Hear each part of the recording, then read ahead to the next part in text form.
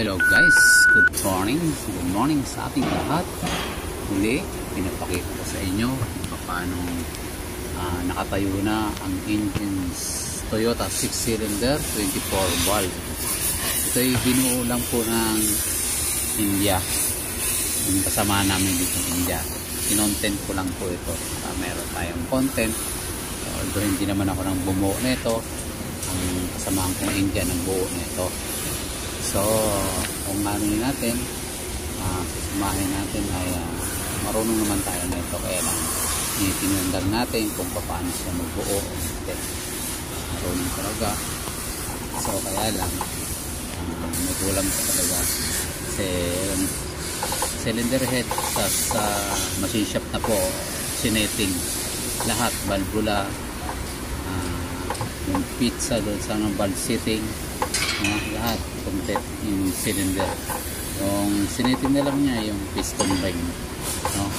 Tingnan ko kung paano na ang piston ring. Medyo tinuruan ko lang siya ng pag-setting alternate. Dapat ang ginawa niya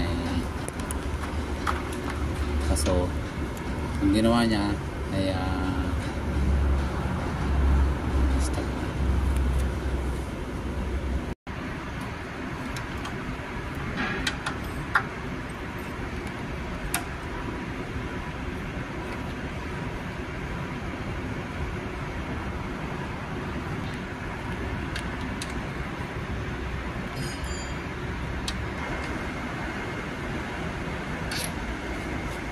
po, kasi continue tayo.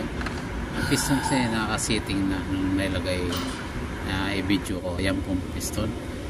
At yan pa pare yan sa nung ako'y nasa Jeddah pa. So yan guys, medyo kalituhan tayo nun.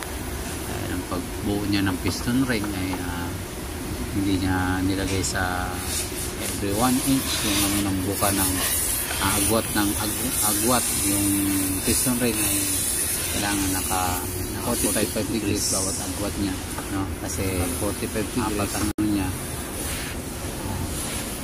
tatlo yung groove niya. So yung oil pressure ring sa baba kailangan nakatabon yung gadla at tinabunan dapat yun.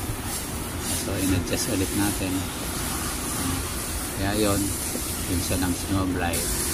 Kaya guys, maging aware tayo sa mga ganyan oil pressure ring. Kailangan yung agwat ng gap ng piston oil pressure ring ay wag mo dapat itatapat dun sa may kanal niya, kasi makakaroon po ng usok, kakain po ng langis yan.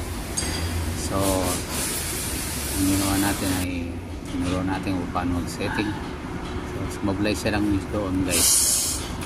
At sa taas sa number 1, pag setting ko kailangan makatapat ko sa may piston pin sa number 1. Sa number 2 naman doon sa kabila, no?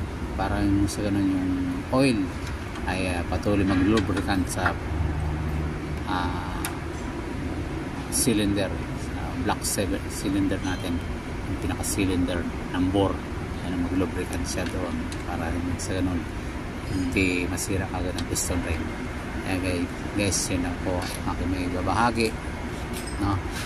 Yan guys, hindi natin na po watch video to dahil naging busy ako sa kasunod. Dito na muna.